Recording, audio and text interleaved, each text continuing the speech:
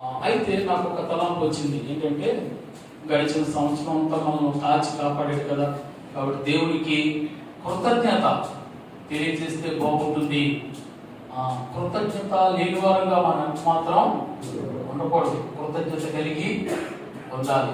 కాబట్టి మరి ఒక ముగ్గురు లేక నలుగురు చిన్న చిన్న ప్రార్థనలు, ప్రభావ మమ్మల్ని కాచి కాపాడాలయ్యాలి. కాబట్టి దయతో మీకు వందనాలు చెల్లిస్తున్నాం. మరి ఈ సంవత్సరం కూడా నీవు మీ తలంపులు మాకు దయచేయండి, మీ ఆలోచనలు, మీ ఉద్దేశాలు మాకు దయచేయండి.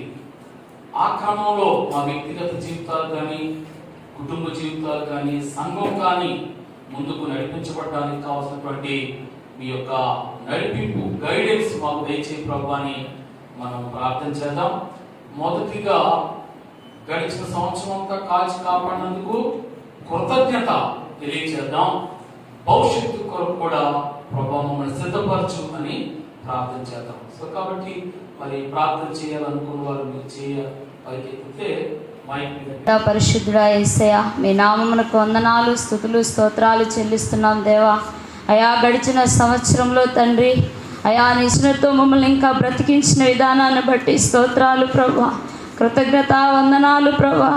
యేసయ్యానికి స్తోత్రాలు నాయన. ఈ నూతన సంవత్సరంలో తండ్రి ప్రభా, మీ ప్రణాళికలు ఏవైతే అయా ఉన్నాయో ప్రతి సేవకుని పట్ల నాయన తండ్రి జరిగించి సహాయం చేయండి. ప్రతి సేవకుని సేవను బలపరచండి, కుటుంబాలను బలపరచండి తండ్రి. నీకు స్తోత్రాలు నాయన. మరి ముఖ్యంగా నాయన ఈ మాసిదోనియా సేవకుల సదస్సుకు నాయన మమ్మల్ని అందరినీ సమకూర్చిన విధానాన్ని బట్టి స్తోత్రాలు నాయన. అలాగే తండ్రి నాయన అయా మాసిదోనియా నాయన తండ్రి నాయన సంఘం సేవకుల్ని నాయన జ్ఞాపకం చేసుకోండి అయ్యా. నీ సేవకుల కుటుంబాన్ని మీరు బలపరచండి నాయన. అయా చేస్తున్న ఉద్యోగాన్ని నాయన దీవించండి తండ్రి. వారి బిడ్డల విషయంలో తండ్రి మీరు కృప చూపించండి ప్రభా. అయా ఆమేన్. మంచిది ప్రియులారా, మరి గడిచిన 61 సేవకుల సదస్సు మరి చక్కగా సృష్టిని సృష్టించినటువంటి సృష్టికర్త, సర్వం మీద అధికారము ఆధిపత్యము కలిగినటువంటి దేవుడు, సర్వాధికారి. ఇంకెవరో తెలుసా ఆయన శ్రీమంతుడు. ఆయన కంటే ధనికుడు ఎవరైనా ఉన్నారా? మరి ధనికుని పిల్లలం మనం ఎలా ఉండాలి? అలాగే ఉండాలి కదా. రాజకుమారుడు ఎలా ఉంటాడు? రాకుమారులాగా ఉంటాడు. మనం కూడా దేవుని కుమారులం, దైవిక లక్షణాలను కలిగి ఉందాం. దేవుని చేత మనం పిలువబడ్డాం. ఎందుకు దేవుని చేత మనం పిలువబడ్డామో ఒక 6 విషయాల్ని చెప్పుకుని మనం త్వరగా ముగించుకుందాం. దేవుని చేత పిలువబడ్డాము అన్నటువంటి మాట మన మదిలో ఉండాలి దినమంతా. దేవుని చేత పిలువబడ్డాను. ఎవరికి వారమే, నేను దేవుని చేత పిలువబడ్డాను. మొట్టమొదటిగా చూసినట్లయితే 2వ తిమోతి 1వ అధ్యాయం 10వ వచనంలో ఏమనుందంటే, 2వ తిమోతి గ్రంథం 1వ అధ్యాయం 10వ చరణంలో ఆ మధ్యలో ఉన్నటువంటి మాట నేను చదువుతున్నాను చూడండి.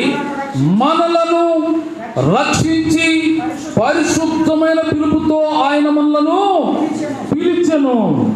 ఎందుకు దేవుడు నిన్ను నన్ను పిలిచాడు అనంటే రక్షణ పొందడానికి. 1 పేతురు 3వ అధ్యాయం 9వ వచనంలో చూస్తే, ఆశీర్వాదమునకు వారసులవుటకు మీరు చాలు. ఎందుకు పిలవబడ్డాం మనం? ఆశీర్వాదాలకి వారసులమవుతాం. పిల్లరా, మన ద్వారా శాపాలు నష్టాలు కలగకూడదు, ఆశీర్వాదాలే కలగాలి. వాస్తవంగా ఆశీర్వాదాలు ఇచ్చేది దేవుడు. అయితే ఛానల్ నీ ద్వారా నా ద్వారా ఆశీర్వాదాలు ప్రవహించాలి. సో కాబట్టి ఆశీర్వాదానికి వారసులగుటకు దేవుని చేత పిలువబడ్డాం. 4 చెప్పుకున్నాం. దేవుని చేత ఎందుకు పిలువబడ్డామంటే రక్షించడానికి పిలువబడ్డాం, నీతిమంతులుగా ఉండడానికి పిలువబడ్డాం, పరిశుద్ధులుగా ఉండడానికి పిలువబడ్డాం, ఆశీర్వాదానికి వారసులగుటకు పిలువబడ్డాం. ఇదే పేతురు గ్రంథంలో 2వ అధ్యాయం 9వ వచనంలో ఏమంటున్నాడంటే, అయితే మీరు చీకటిలో నుండి ఆశ్చర్యకరమైన తన వెలుగులోనికి మిమ్మును పిలిచిన వాని గుణాతిశయములను ప్రచురం చేయు నిమిత్తము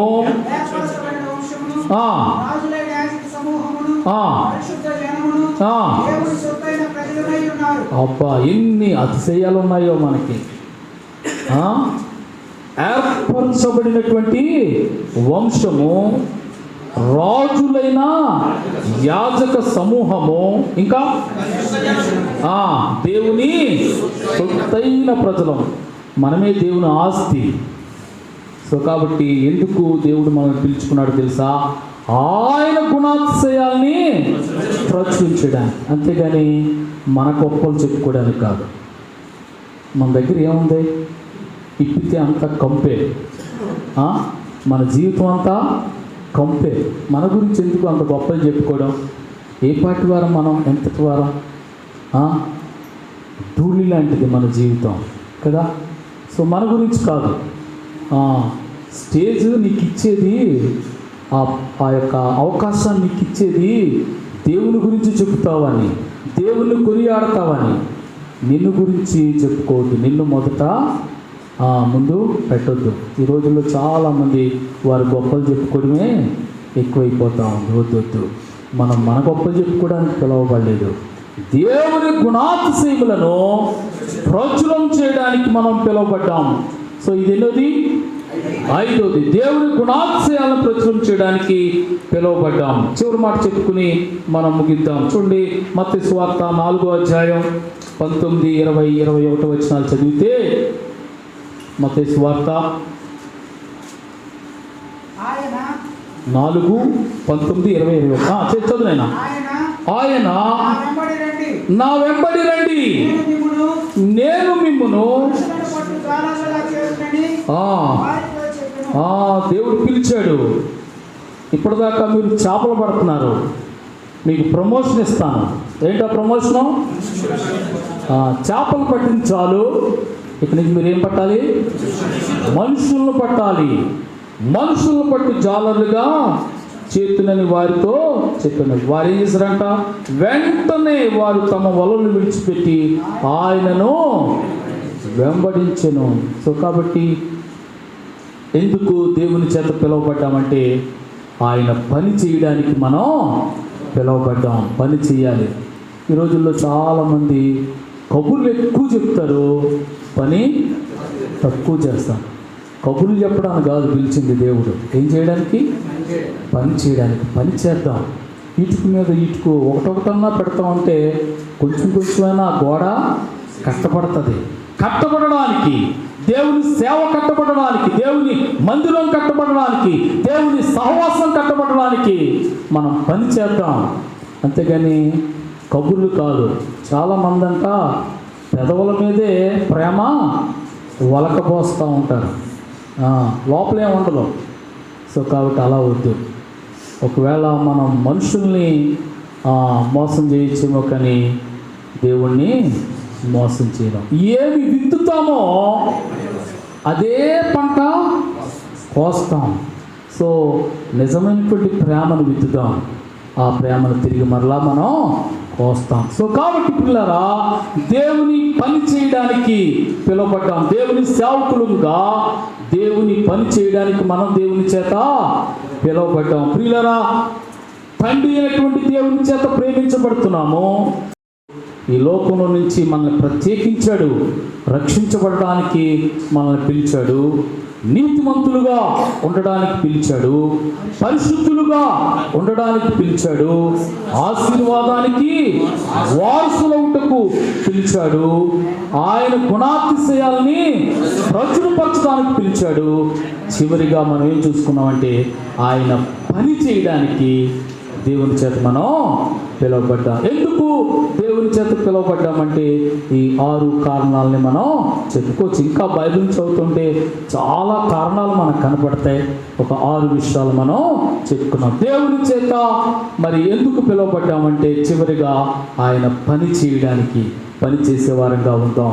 పనిలో నమ్మకంగా ఉందాం. దేవుడి కొద్ది మాటలు దీవించును కాక. టీ అయిన తర్వాత అప్పుడు ఇంట్రడక్షన్ తమ్ముడు అలా చేద్దాం. ఓకే, మంచిది. మరి ప్రార్థన చేసుకున్న తర్వాత టీ బ్రేక్ వెళ్దాం. టీ తాగి వచ్చిన తర్వాత మనం నెహెమ్యా గ్రంథ పరిచయాలు విందాం. ప్రార్థన చేసుకుందాం. చిన్న ప్రార్థన.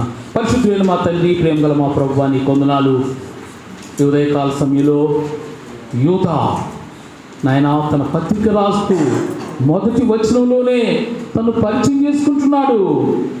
యేసు క్రీస్తుకి దాసుడను.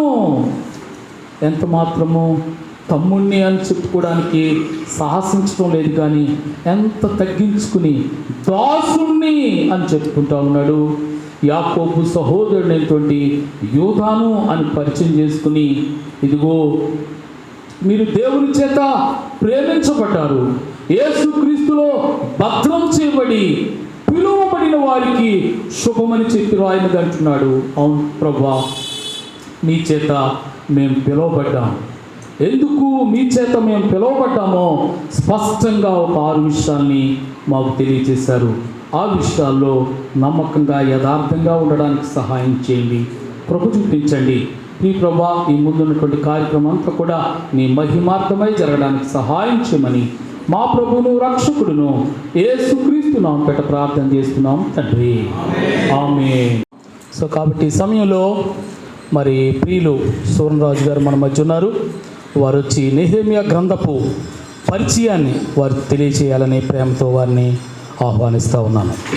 ఉదయకాలం మంచి శ్రేష్టమైన మాటలు విన్నాం. ఎందుకు పిలువబడ్డామో. ఈనాడు మనం వినబోతున్నటువంటి గ్రంథం నెహెమ్యా గ్రంథం కదా. అయ్యగారు పిలుపు గురించి చెప్పారు కాబట్టి నెహెమ్యా గురించి ఒక మాట చెప్పాలి. తర్వాత చెప్తాం అనుకున్నాను, ముందే చెప్పి ప్రారంభిస్తాను.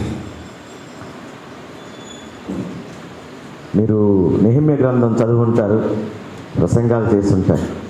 అందులో ఎక్కడైనా నెహెమ్యాని దేవుడు పిలిచినట్టుగా ఎక్కడన్నా కనబడుతుందా? దేవుని పిలుపు కానీ, దర్శనం కానీ, లేదా మరొక ప్రవచనం కానీ, మరొక ప్రవక్త వచ్చి ఈ పని చెయ్యి అని చెప్పినట్టు ఎక్కడైనా కనబడదా? మరి ఎందుకు నెహెమ్యా అంత పెద్ద పని పూనుకున్నాడు? అదే గ్రంథంలో మనం చూడబోతున్నాం. మంచిది తమ్ముడు, is it ready? Okay. Nehemiah గ్రంథం చాలా విశిష్టమైంది.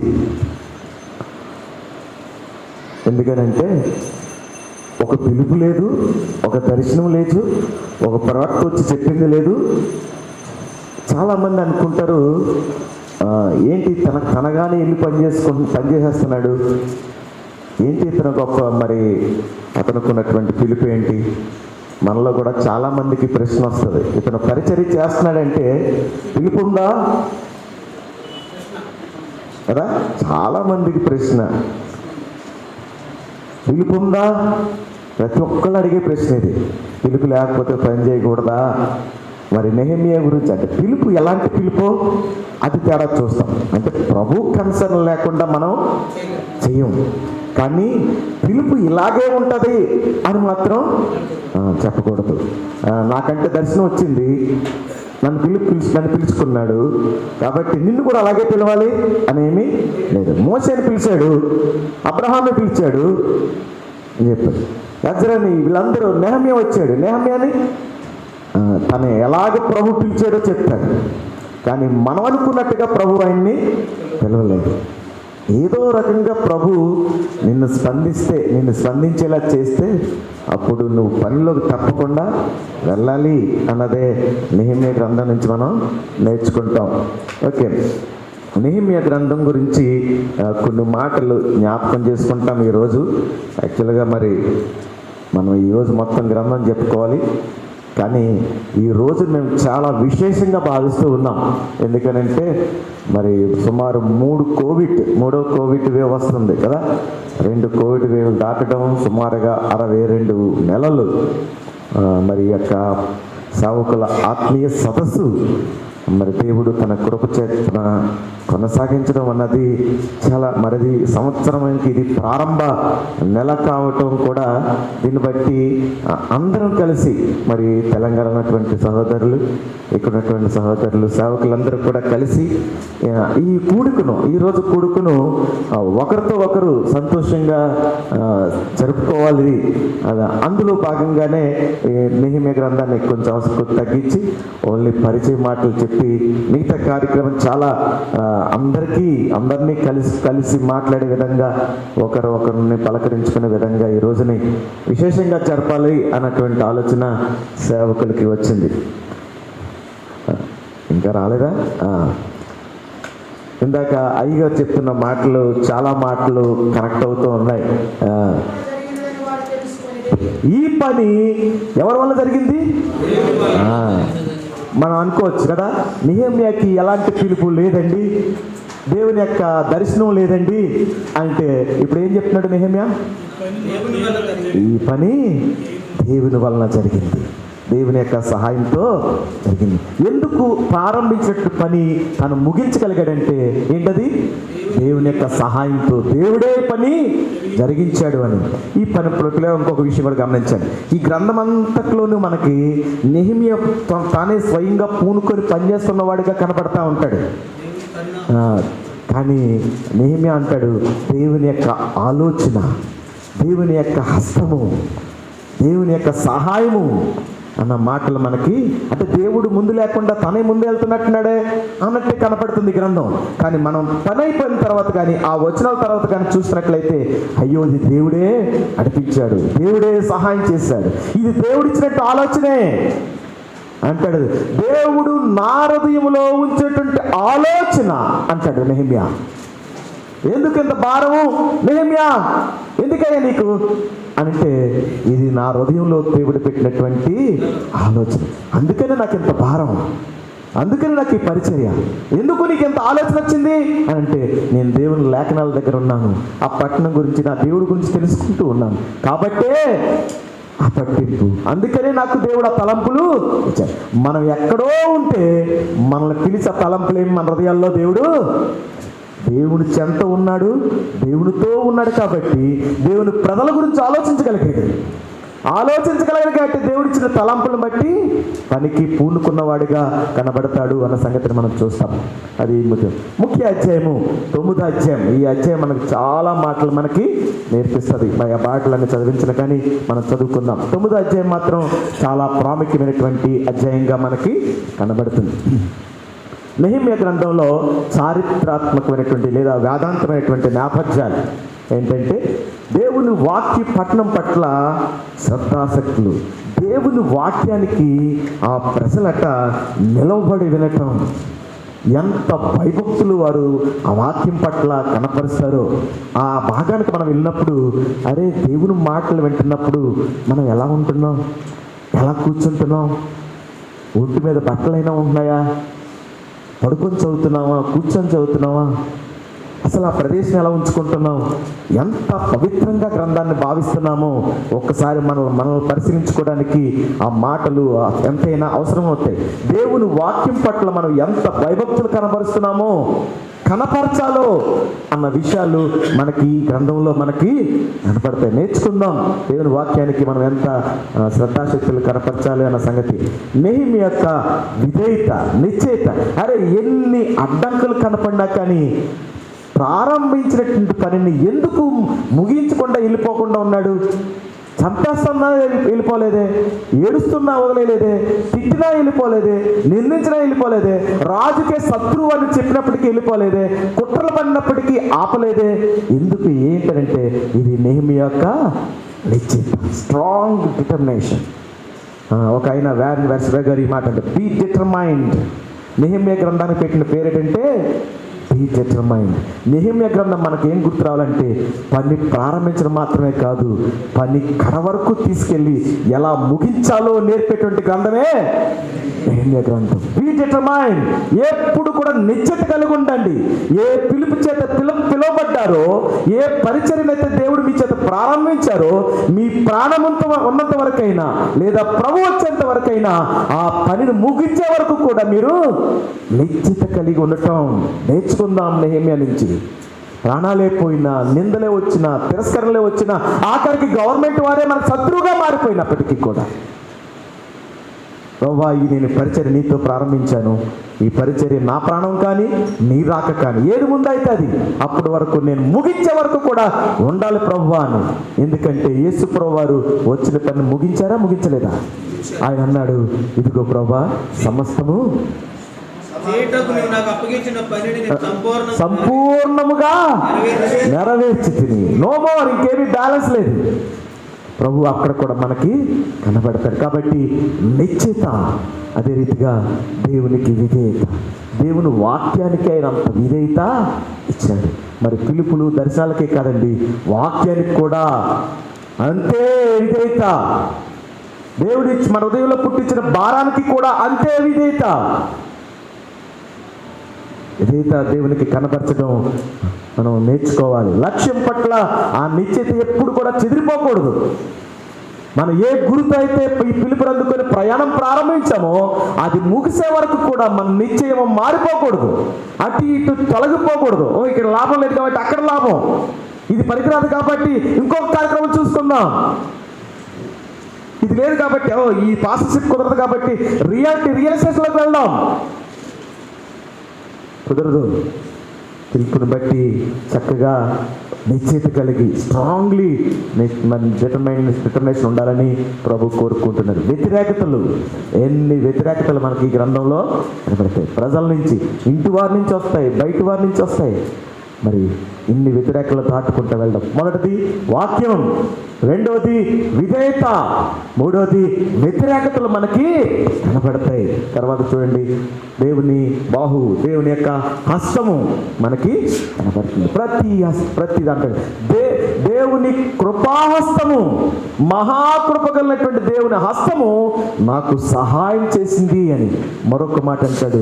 మహాకృప కలిగినటువంటి దేవుని హస్తము ఈ కార్యమును సఫలము చేసెను అంటే సహాయం చేసేవాడు ఆయనే, సఫలం చేసేవాడు ఆయనే. అవునా?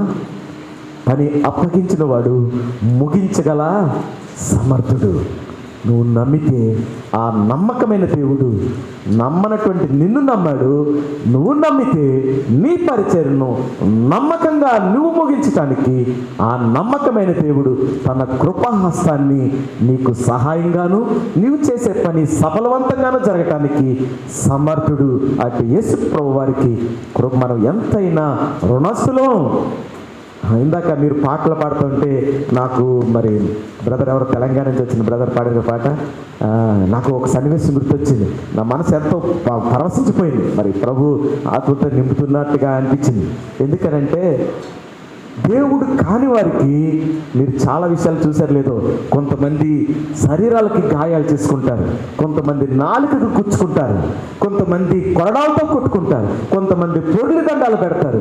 మరి నా సొంత రక్షకుడికి ఎలాగ కృతజ్ఞత చెప్పాలి, దొరలాలా, నాట్యం చేయాలా, ప్రభువా నేను ఏం చేయగలను అని నాకు మనసులో వస్తుంటే నేను ఆ పరవశాన్ని తట్టుకోలేకపోయాను. ప్రభువుని ఎలా స్తుతించాలి ప్రభువా, ఏమిస్తే నిన్ను కృతజ్ఞత చెప్పి నీ రుణం తీర్చుకోగలను, నీతో పాటు ఉండేటువంటి ఆ పునరుద్ధరణ, ఈ పాపస్థితిని తీసుకెళ్ళి నన్ను నీతిమంతుడిగా తీర్చి నీ దగ్గర ఉంచుకోవడానికి ఇష్టపడినటువంటి నా రక్షకుడికి ఏమిచ్చి నేను రుణం తీర్చుకోగలను? ఏమిచ్చి? ఇలారా నెహెమ్యా గొప్ప నాయకుడు. అటువంటి మరి ఇన్స్పిరేషన్ మన పరిచర్యలో ఎంతైనా అవసరమని దేవుడు అట్టి కృప మనకందరికీ దయచేయను కాక. మరి నెహెమ్యా గ్రంథానికి వచ్చిన చక్కటి పరిచయ వాక్కులను అందించిన మరి అన్నగారికి మనందరి తరఫున ధన్యవాదాలు తెలియజేసుకుంటున్నాను.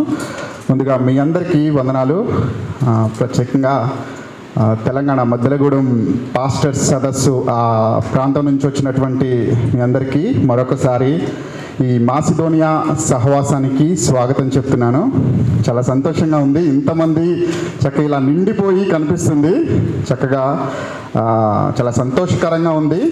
మరి మనకి 20 minutes ఉంది. యాక్చువల్గా కొంచెం లేట్ నడిచిందనమాట. టైంకి క్లోజ్ చేస్తాను. ఏంటంటే మరి ఈ పరిచర్య, ఈ మాసిదోనియా సేవకుల సహవాసం ఎలా ప్రారంభమైంది, మరి దీని వెనక ఎవరెవరైతే ఇన్వాల్వ్ అయి ఉన్నారో, అల్టిమేట్గా దేవుడు ఉన్నాడు, దేవుని అదృశ్య హస్తం మనకి తోడుగా ఉంది. మరి మా సంఘ స్థాపన మూలవాక్యం దేవుని వలన కలిగినదాయన మీరు వారిని వ్యర్థపరచలేరు. If it is from God you will not be able to stop these men. వారిని ఒకవేళ ఈ పరిచర్య కానీ ఈ పని కానీ దేవుని వలన జరిగితేనే ఇది కంటిన్యూ అవుతుంది. దేవుని వలన కాక ఇది మనుషుల తలంపులైనా మనుషులు చేసే కార్యాలైనా అయితే అది ఎన్నటికీ ముందుకు జరగదన్నమాట. అది దాని అర్థం. మరి ఆ వాక్యాన్ని ఆధారం చేసుకొని ఏర్పడినటువంటి సహవాసం, చేస్తున్నటువంటి పరిచర్య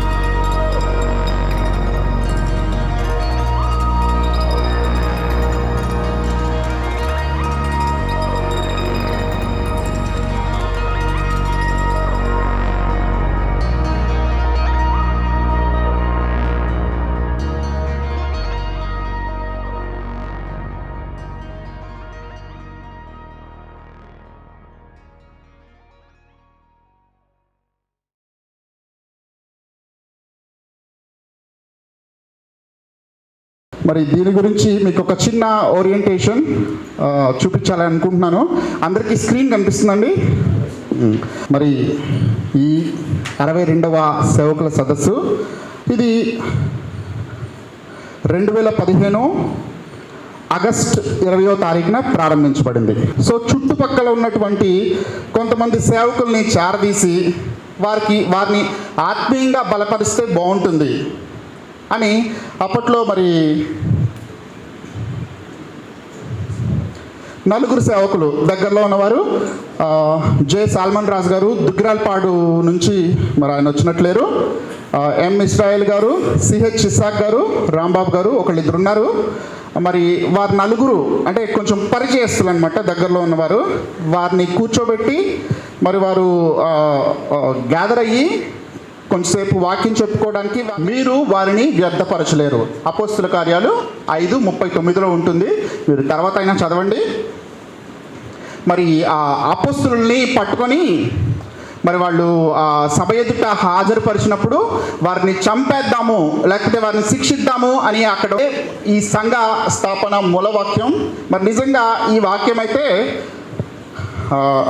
ప్రతిసారి ప్రతి పనిలో కూడా మరి నాకు నేనుగా నేను చాలా ఎక్కువ ఆలోచిస్తూ ఉంటాను, గుర్తొస్తూ ఉంటుంది. ఏదైనా పని చేసేటప్పుడు ఏదైనా చిన్న చిన్న ఆటంకాలు వచ్చేటప్పుడు కానీ ఏదైనా ఒక పనికి పూనుకున్నప్పుడు మరి ముందుకు సాగుతుందా లేదా, ఒక్కడమే ఏమే, ఎక్కువ మంది లేరు, అంటే పరిస్థితులు ప్రతికూలంగా ఉన్నాయి అనే పరిస్థితిలో కూడా ఇది మాకు చాలా పురికొల్పుగా ఉంటుంది. సంఘ దర్శనం ఆల్రెడీ మీకు చదివి వినిపించాను. ఈ సంఘము ద్వారా దేవుని కొరకు నాయకులను, బోధకులను మరియు సేవకులను సిద్ధపరిచి తండ్రి చిత్తము చొప్పున మన ప్రభు అయిన యేసుక్రీస్తు వారి మాదిరిలో మరియు పరిశుద్ధాత్మ శక్తి ద్వారా మన దేశమునకు సేవ చేయాలి. అది మా దర్శనం. ఆ దర్శనాన్ని కొంచెం షార్ట్ చేసి మీకు ఇందాక చూపించాం అనమాట. చెప్పాలనుకుంటున్నా, మీకు ఇక్కడ పోడియం మీద కనిపిస్తుంది church logo, Macedonia church Kondapalli. మరి ఈ చర్చ్ లోగో వెనకాల మా దర్శనము మరి సంఘ దర్శనం కూడా మనకి అక్కడ కనిపిస్తూ ఉంటుందన్నమాట. మరి సంఘం క్రీస్తు కేంద్రితమైనటువంటి పరిచర్య. మధ్యలో సిలువ ఉంటుంది కదా, మధ్యలో సిలువ దేనిని సూచిస్తుందంటే ఈ పరిచర్య, ఈ సంఘ పరిచర్య లేకపోతే ఈ సేవకుల సహవాసంలో జరిగేటువంటి పరిచర్య క్రీస్తు కేంద్రితమైనటువంటి పరిచర్య. Christ centered ministry it is. And వాక్యాధారితమైనటువంటి పరిచర్య. వాక్యం తప్ప ఇంకోటి లేదు. అది అల్టిమేట్. ఇక్కడ మనుషుల మాటలు కాదు, లేకపోతే వ్యక్తులు కనిపించవచ్చు, వ్యక్తులు కాదు, దేవుని వాక్యమే ఇంపార్టెంట్ అన్నమాట. అయితే ఇది పరిశుద్ధాత్ముని సహకారంతోనూ ప్రార్థనా శక్తితోనూ ముందుకు వెళుతున్నటువంటి పరిచర్య. మరి ఇక్కడ మేము ఏర్పరచుకున్నటువంటి లోగో వెనుక ఉన్నటువంటి ఉద్దేశము, దాన్ని చూసిన ప్రతిసారి ఆ మాటలు మీకు జ్ఞాపకం రావాలి. మేమైతే అవి ఎప్పుడూ జ్ఞాపకం ఉంటూ ఉంటాం. మరి సంఘ ఆశయాలు ఏంటంటే, వారు తీసుకున్నటువంటి తీర్మానం ఏంటంటే ప్రతి నెల 2వ సోమవారం ఉదయం 10 గంటల నుంచి సాయంత్రం 3 గంటల వరకు సేవకుల సదస్సు జరగాలి అని వారు తీర్మానం తీసుకోవడం జరిగింది. అయితే ఈ సేవకుల సదస్సు యొక్క ఉద్దేశం ఏంటంటే 4 పాయింట్లు ఉన్నాయి. 1, వాక్యాన్ని తెలుసుకోవడం, కలిసి ప్రార్థించుట కొరకు, సహవాసాన్ని కలిగి ఉండడం కొరకు, ఒకరిని బట్టి ఒకరు, వాక్యాన్ని బట్టి అందరూ ఆత్మీయంగా బలపడటం కొరకు. ఈ 4 తప్పితే వేరే ఉద్దేశాలు లేవు. ఇది ఇంత అయిపోయి అంటే బాగా విస్తరించబడాలి, 10 మంది 25 మంది అవ్వాలి, 50 మంది 100 మంది, ఈ హాల్ అంతా నిండిపోవాలి, ఒక 10 ప్రాంతాల్లో 10 ప్రదేశాల్లో ఈ సేవకుల సదస్సులు ప్రారంభించాలి అనే ఉద్దేశం అయితే కాదు. ఈ 4 అదే ఉద్దేశంతో ప్రారంభించడం జరిగింది. అయితే ఈ సదస్సులో మొదటి నుంచి ఏం బోధిస్తాము, ఏమేమి బోధించడం జరిగిందంటే 62 సదస్సులు జరిగాయి. 62లో కూడా మరి ముఖ్యంగా మరి ఇక్కడ బోధించే ఫ్యాకల్టీ ఎవరైతే ఉన్నారో వారు మన సంఘ కాపరి, మాసిదోనియా సంఘ కాపరి, మన అందరి ఆత్మీయ నాయకులు సత్యనారాయణ గారు, తర్వాత ఇందాక మరి నెహెమియా గ్రంథాన్ని గురించిన పరిచయ వాక్కుల్ని వినిపించారు అన్నయ్య సోన్రాజ్ అన్న గారు, రామకృష్ణ అన్నయ్య. మరి పోయిన నెల ఎజ్రా గ్రంథాన్ని గురించి వివరించారు రామకృష్ణ అన్నయ్య. నెక్స్ట్ ఏవి రమణ గారు. ఇలా ఒక 3-4 బోధకులు ఉన్నారు. మరి ఏమేం చెప్పామంటే ఫస్ట్ నుంచి మొదటగా 4, 5, 6, 7 ఉన్న మొదటి 2-3 నెలలు సేవ అంటే ఏంటి, సేవకుడు ఎలా ఉండాలి, సేవకుని జీవితం ఎలా ఉండాలి అన్న విషయాలు వారికి బోధించడం జరిగింది. దాని తర్వాత కొన్ని జనరల్ టాపిక్స్ చెప్పడం జరిగిందనమాట. క్రైస్తవ కుటుంబం, క్రైస్తవ యథార్థత, క్రిస్టియన్ ఫ్యామిలీ ఎలా ఉండాలి ఏంటి, నెక్స్ట్ క్రైస్తవ్యం చరిత్ర, స్టీవార్డ్షిప్, గృహ నిర్వాహకత్వం, ఇంపార్టెన్స్ ఆఫ్ క్రిస్టియన్ మినిస్ట్రీ, క్రైస్తవ పరిచర్య ప్రాముఖ్యత, అట్లాంటి కొన్ని జనరల్ టాపిక్స్ అంటే మనకి ఉపయోగకరమైన టాపిక్స్ చెప్పడం జరిగింది. అవి కాకుండా పర్సనాలిటీ డెవలప్మెంట్, వ్యక్తిత్వ వికాసం, మన ఒక వ్యక్తిగా ఎలా ఉండాలి, మన బిహేవియర్ ఎలా ఉండాలి, బయట ఎలా ఉండాలి, ఎదుటి వాళ్ళతో ఎలా మాట్లాడాలి ఏంటి, అట్లాంటి విషయాలు కూడా చెప్పడం జరిగింది. దాని తర్వాత కొన్ని బేసిక్ డాక్ట్రిన్స్, మన క్రైస్తవులుగా మన నమ్మిక చెదిరిపోకుండా ఉండడానికి మనం తెలుసుకోవాల్సినటువంటి సిద్ధాంతాలు, మౌలిక విషయాలు అనమాట. అంటే బేసిక్ థింగ్స్ ఏవైతే ఉన్నాయో వాటి గురించి చెప్పడం జరిగింది. గాడ్, దేవుడు, మనిషి, పాపము, పాపి అయినటువంటి మానవుడిని రక్షణ, ఇట్లాంటి విషయాలు అనమాట. తర్వాత చర్చ్, సంఘం ఎలా ఉండాలి, యూనివర్సల్ చర్చ్ ఎలా ఉండాలి, యేసుక్రీస్తు 2వ రాకడ, ఇలాంటి విషయాలు చెప్పడం జరిగింది. ఈ బేసిక్ థింగ్స్ టీచ్ చేయడం జరిగిన తర్వాత చదవండి బ్రదర్ గట్టిగా.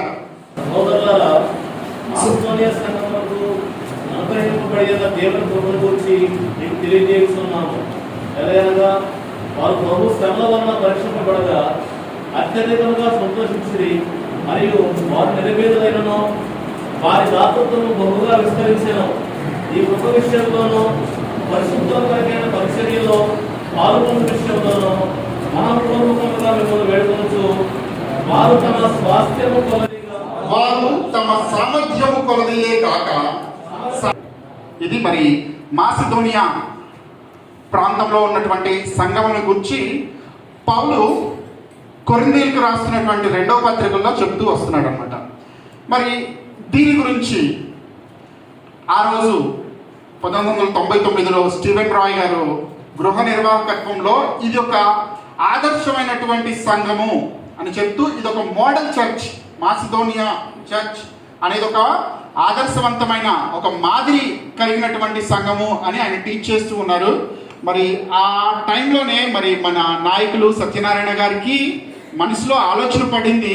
అంటే దాని మీద మాసిదోనియా సంఘం అనేది ఒక మోడల్ చర్చ్, ఒకవేళ చర్చ్ కనుక ప్రారంభిస్తే, ఒకవేళ చర్చ్ పెట్టే పరిచర్య కనుక ఉంటే ఈ పేరు పెట్టడం విభేదాలు రావాలనో బయటకు వచ్చేయాలనో ఎజెండా కాదు. దీనికి ఆలోచన అయితే మనసులో ఉంది. దేవుడు ముందుగానే ఆ తలంపును పెట్టారు. తర్వాత కొన్ని కారణాల వల్ల దాని నుంచి విడిపోయి బయటకు రావడం జరిగింది. కాబట్టి ఆయనకు ఉన్నటువంటి ఆలోచన బట్టి మాసిదోనియా సంఘము అని పేరు పెట్టడం జరిగింది. ఈ సంఘానికి మాసిదోనియా సంఘము అని పేరు పెట్టడం జరిగింది. నేను ఈ విషయాలన్నీ చెప్తుంది, నాకు చాలా సంతోషంగా అనిపించింది. అంటే నేనే అడిగాను, అసలు అంటే బయట చర్చ చూస్తే మాక్సిమం మాసిదోనియా చర్చ్ ఎక్కడా కనిపించదు, ఎవరు పెట్టుకున్నట్టు నేనైతే వెళ్ళలేదు. మాసిదోనియా నేను నెట్లో కూడా కొట్టి చూసాను. అడిగాను ఎందుకు పెట్టాలనిపించింది, ఎందుకంటే బయట చాలా చర్చెస్ ఉన్నాయి. గిల్గాల్ ప్రార్థనా మందిరం, క్రీస్తు ప్రార్థనా మందిరము ఉంటాయి. అంటే వాళ్ళకి తోచిన వెళ్ళాడు, తప్పని నేను చెప్పట్లేదు. కానీ అసలు ఇదే ఎందుకు యూనిక్ గా ఉంది, ఎందుకు పెట్టారు, దీని ఆలోచన ఏమైతే అప్పుడు వారు చెప్పినటువంటి ఆలోచన అనమాట. నాకు చాలా సంతోషంగా అనిపించింది. అయితే మాసిదోనియా అంటే అర్థం ఏంటంటే బైబిల్లో లేదు, కానీ మామూలుగా నేను వెతికాను. అది గ్రీక్ వర్డ్ అనమాట. మాకెడోనియా MAKE అట్లా వస్తుంది అనమాట. దాని అర్థం ఏంటంటే హైలాండర్స్, అంటే ఎత్తైన ఆ ప్రదేశాల్లో ఎవరైతే కొంచెం ఎత్తుగా నివసించే వాళ్ళు అనమాట. మాకెడోనియా అంటే హైలాండర్స్ అని అర్థం. అంటే ఎత్తైన స్థలంలో. నిజంగానే పేరు తగ్గట్టే వీళ్ళు చాలా ఎత్తులో ఉన్నారు. మరి బైబిల్లో చెప్పబడినటువంటి సంతరించిందని, తమకు తామే ఇచ్చారని, అట్లా చాలా అంటే ప్యాసేజ్ స్టడీ చేస్తే చాలా క్వాలిటీస్ కనిపిస్తాయి. మరి ఆ క్వాలిటీస్ అన్ని కూడా మరి మా సంఘంలో మన సంఘంలో ఉండాలని మరి ఆశపడుతూ మరి చక్కగా పేరు పెట్టారు. నాకు ఆ పేరు విషయంలో కూడా చాలా హ్యాపీగా అనిపించింది. అది సెర్చ్ చేసి దాని గురించి బ్యాక్గ్రౌండ్ అదంతా చూస్తే. అయితే ఈ సంఘం ద్వారా సంఘం ప్రారంభించిన మొదటి రోజు నుంచి కూడా కొంతమంది దైవ సేవకులు ఉన్నారు. ఇట్లా కొంతమంది ఉన్నారు. మరి అంటే నేను పేర్లు చెప్పడం మొదలైస్తే ఎవరినైనా మిస్ చేస్తానేమో నాకు భయంగా ఉంది. సో కొంతమంది ఉన్నారు సేవకులు.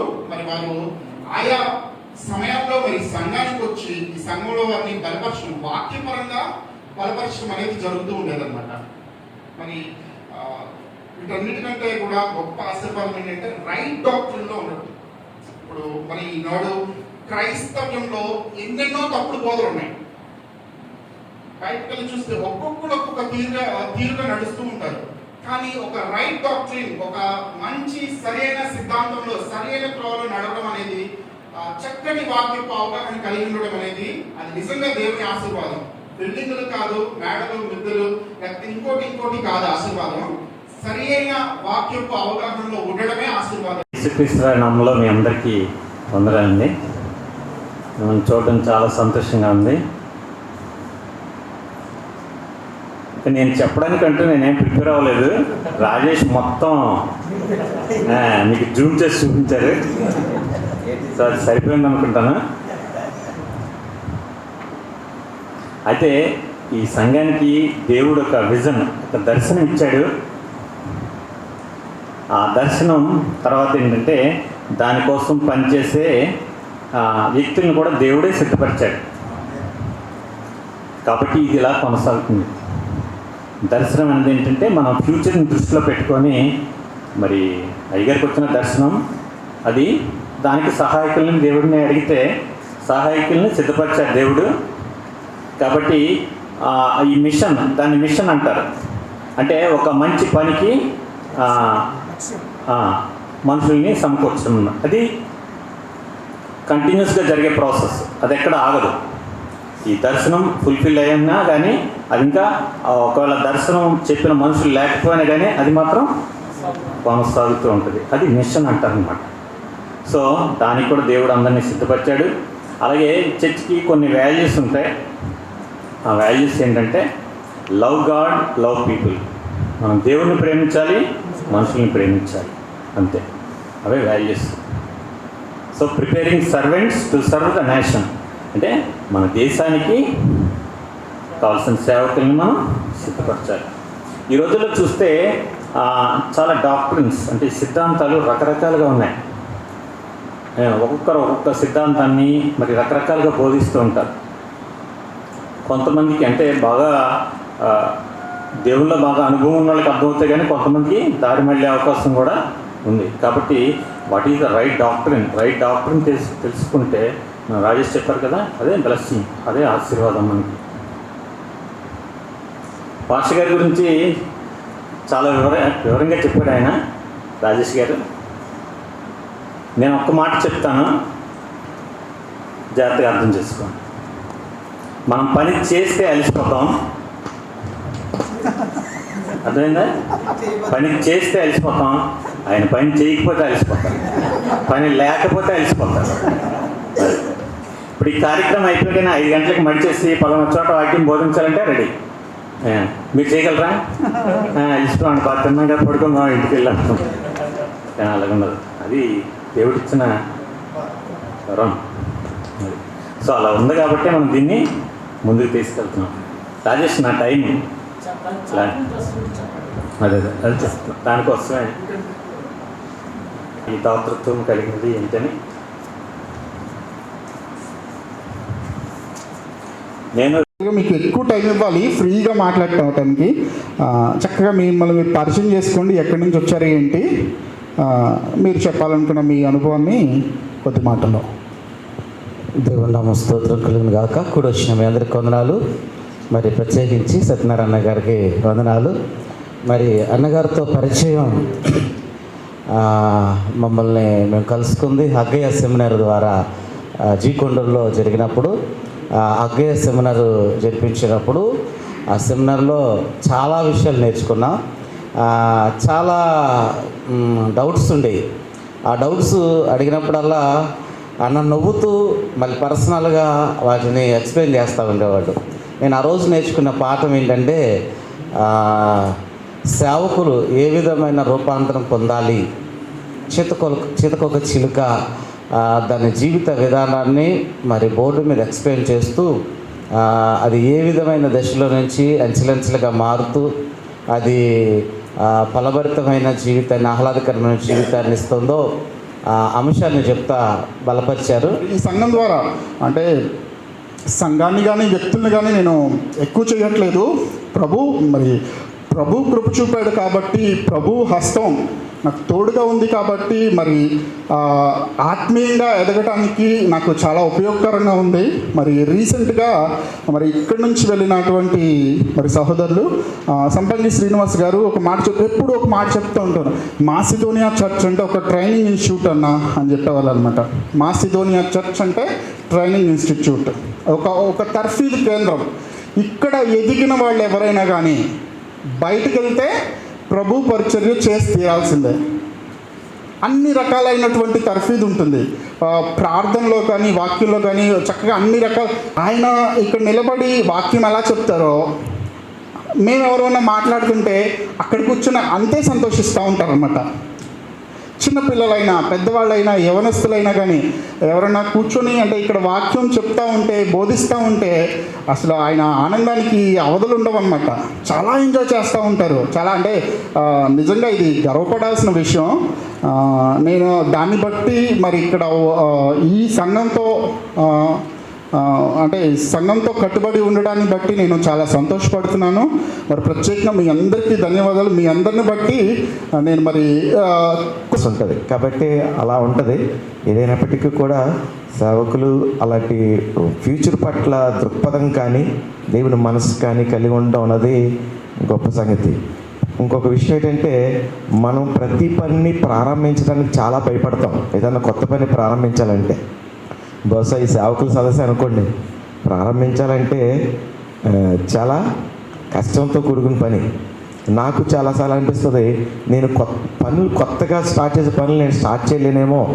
నేను అందరికి చూసిన ప్రతిసారి అనిపిస్తుంది, ఈయన ఏదో ప్రోగ్రామ్ స్టార్ట్ చేసేస్తారు, ఏ బలంతో స్టార్ట్ చేస్తారా, ఏ ఆశతో చేస్తారా అంటే అక్కడ చూస్తే ఏం కనపడవు. చాలాసార్లు మేము పెద్దలుగా కూడుకున్నప్పుడు ఏంటి చేసి ఎలా చేస్తారు అన్న ప్రశ్నించులు కూడా ఉంటారు. అంటే ప్రశ్నించాలి కదా, మన దగ్గర ఏముంది, ఎలా చేయగలం, ఏంటి చచ్చి తప్ప వేరే ఆధారం లేదు. కానుకలు ఇక్కడి నుంచి చెరిపరుస్తాయి, నేర్చుకుంటూ ఉంటాం. మాకందరికీ కూడా మరి నిలబెట్టి మరి అవకాశం ఇవ్వడమే కాదు, తర్ఫీదు ఇవ్వడం, ఎక్కడ తప్పిపోతున్నామో, ఎక్కడ ఎక్కువ మాట్లాడుతున్నామో, ఎక్కడ తక్కువ మాట్లాడుతున్నామో దాన్ని సరి చేయడానికి ఎప్పుడు అలా కళ్ళు ఎదురు చూస్తూ ఉంటాయి. వీళ్ళు ఏం చెప్తున్నారు ఏంటని వినేటప్పుడు సంతోషంగా వింటారు. అయ్యో ఇలా బాగా చెప్తే సంతోషిస్తారు. ఒకవేళ ఎక్కడైనా తప్పడుగులు వేస్తే దాన్ని సరి చేయడానికి కూడా తండ్రిగా అదే చూస్తారు. ఆయన కోప్పడినా మాకేమీ కనపడదు, సరిదిద్దాం, ఓకేనన్నా అంతే.